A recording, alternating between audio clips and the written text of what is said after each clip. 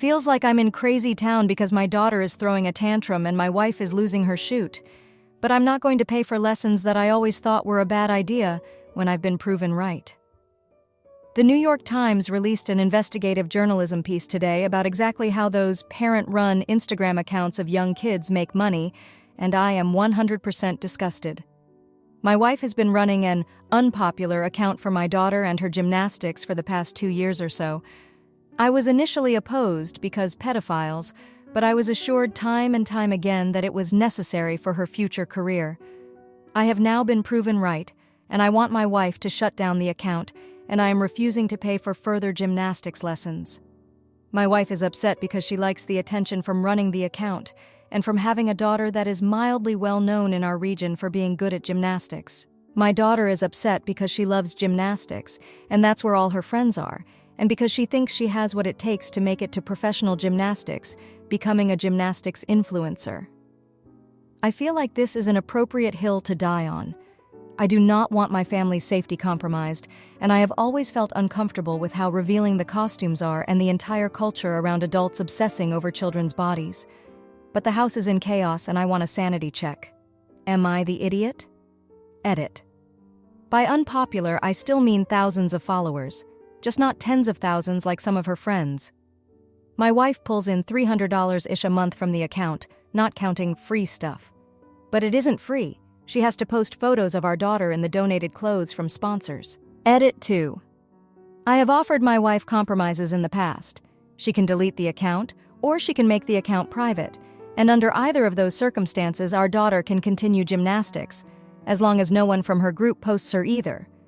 She has laughed those down each time and gaslit me and called me crazy. Now there is nothing but the nuclear option since my wife refuses to stop the account as long as my daughter is pursuing a career in gymnastics. So, no career in gymnastics. Update. I talked to my daughter and using age-appropriate language told her that I'm not mad she's in gymnastics, but I am mad about the photos that are being posted online, and that I need her to be safe in person and online. I asked her how much she likes gymnastics versus her current gymnastics coach and team versus having the Instagram account and sponsored outfits. Basically, her first priority is seeing her friends on the team, then gymnastics as a hobby/sport, then the social media account, which confirmed for me that this is my wife's hobby, not something my daughter actually enjoys. I told my daughter that we could figure out a way for her to still see her friends on the team and hopefully still take gymnastics lessons, but potentially somewhere else with less of a social media culture, but that I wanted to stop the posting. She agreed, and we have a bargain for now. My wife is a different story. She still refuses to delete or make the account private, and now is hiding her phone so I can't check the messages on the account. I am going to reevaluate the situation with her tomorrow when we have calmer heads, but I need that account deleted and I am not ruling out legal action. Thank you. Final update. Last night, while my wife was sleeping, I went to her office and used her desktop to log into Instagram to see what she was trying to hide from me on the account featuring my daughter. It was not the worst-case scenario, but it was bad. She has not utilized the block feature at all. The DMs on the account were from dozens of anonymous accounts, ranging from generic hellos to incredibly explicit messages. If she had blocked these men or even ignored them, the situation would be salvageable, but she has been role-playing as our daughter and replying to the creeps. If the message said, "Hey sweetie, how old are you?" she would reply, 11, with childish emojis. And that is a benign example. The messages got much more suggestive than that. I screenshot everything and emailed copies to myself and my sister who works as a paralegal. I will be filing for divorce first thing Monday, and my goal is sole custody. If anyone reading this is in my shoes, a spouse running one of these Instagram accounts for literal, actual children, get access to that account now. If your spouse refuses, keep pushing. I feel sick and am putting on a brave face, but I genuinely just feel like breaking down and crying. There is no reason for these accounts to exist, period. Frick. Everyone who has gaslit me here, thank you to those who have been helpful, particularly in my direct messages, and I will not be involving the internet anymore in my family's life. Now, for a few comments before the update. Comment 1. I understand your concern, but I think you have gone too far in not allowing your daughter to continue doing gymnastics. It is a constructive and positive way to spend time. It requires discipline and skill, and she enjoys it. You are punishing her for the behaviors of others. Shut down the Instagram account and let your daughter enjoy extracurricular activities with her friends. Comment 2. Making your daughter quit something she loves because there may be pedophiles online? What the heck is wrong with you? Of course there are pedophiles online. Forcing your daughter to quit gymnastics and closing a social media account is not the same. So yes, you are definitely the AH. Now for the update, thanks for sticking around for this update. So it's been pretty up and down couple of weeks. After I found out about the creepy messages on my daughter's Instagram account, I thought things couldn't get worse. But they did. My wife, she's been acting strange, more secretive than ever.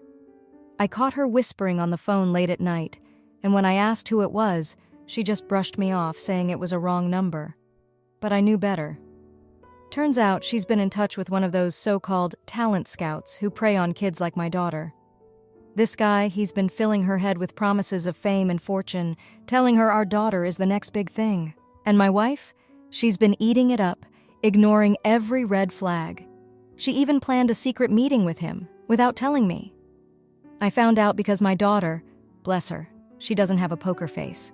She let it slip about going to meet a special friend of mommy's who could make her famous. I pressed her for details and she told me everything. I was livid. I confronted my wife and we had it out, big time. She accused me of holding our daughter back, of being jealous of her potential. I couldn't believe what I was hearing. The next day, I took action. I called a family meeting, just me and my daughter. I explained to her, as gently as I could, that there are bad people out there who might want to use her photos for the wrong reasons. She was scared, but she understood. We agreed that her safety was the most important thing.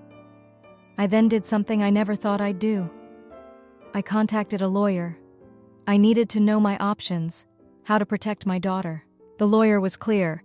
If my wife wasn't going to put our daughter's safety first, then I needed to take steps to ensure it myself.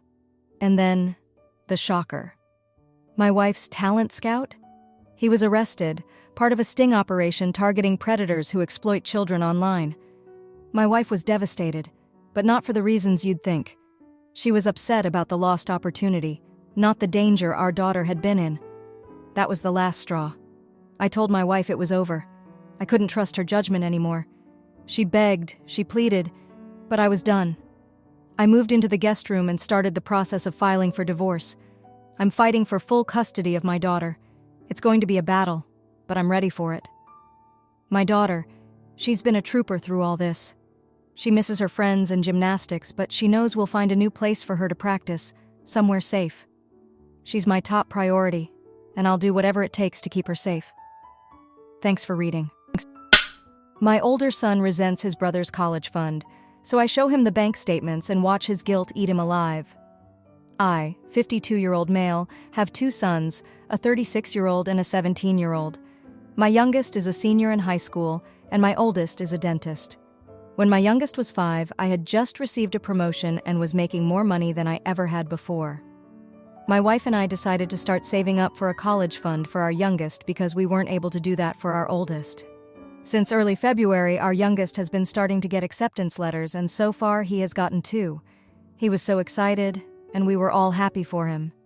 As of now, he's still undecided on what he wants to do and where he wants to go. He told me that it's either something dealing with the medical field or becoming a lawyer. Our son received his second acceptance letter last week, and he was overjoyed, as were my wife and I. My wife decided that now would be a perfect time to tell our son about the college fund, and I agreed.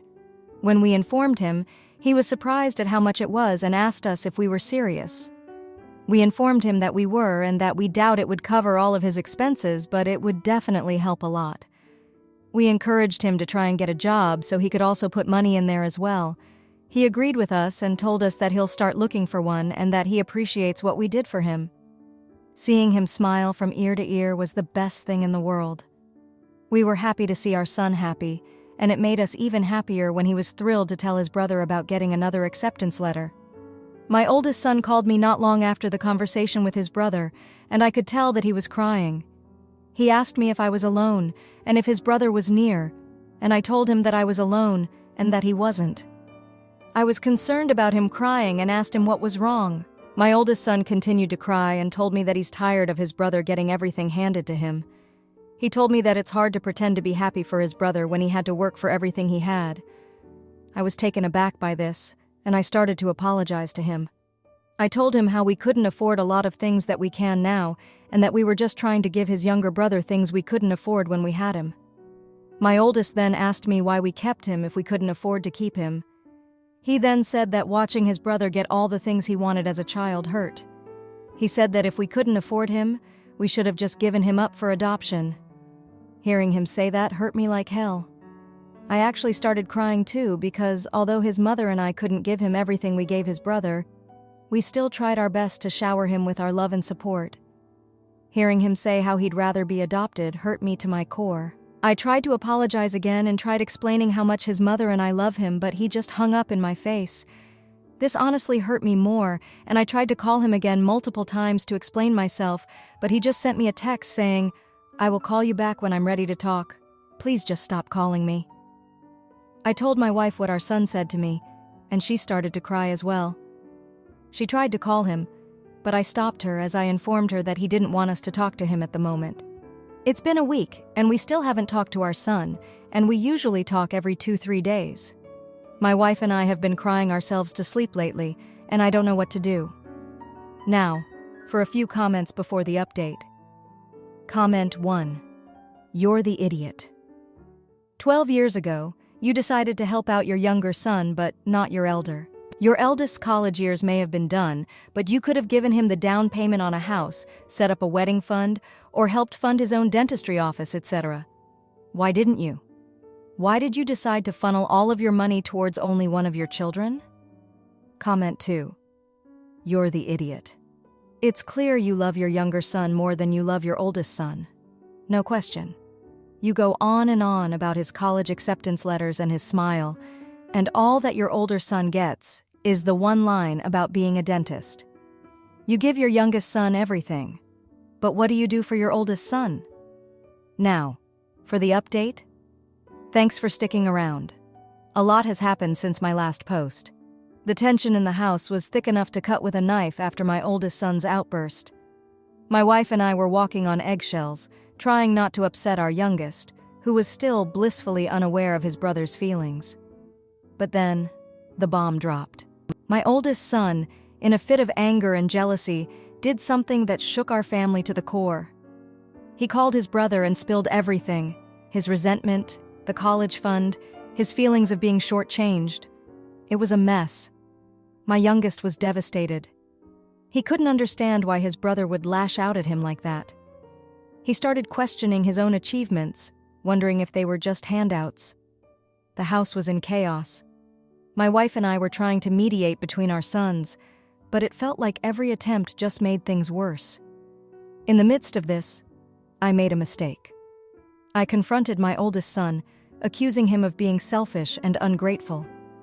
I told him he was ruining his brother's future out of spite. It was a heated argument, and I said things I regretted the moment they left my mouth. He stormed off, and I was left feeling like I had failed as a father. Days passed with no word from him. My wife and I were beside ourselves with worry. Our youngest was trying to act like everything was fine, focusing on his schoolwork and college plans, but we could see the hurt in his eyes. Then, out of the blue, my oldest son showed up at our doorstep. He looked exhausted, like he hadn't slept in days. He asked to speak with us, and what he said next was something I never expected. He admitted that he had been wrong to lash out at his brother. He had been struggling with his own insecurities and had let them get the better of him. He had gone to see a therapist and was working through his issues, but here's where I was proven right. He also brought with him a stack of papers.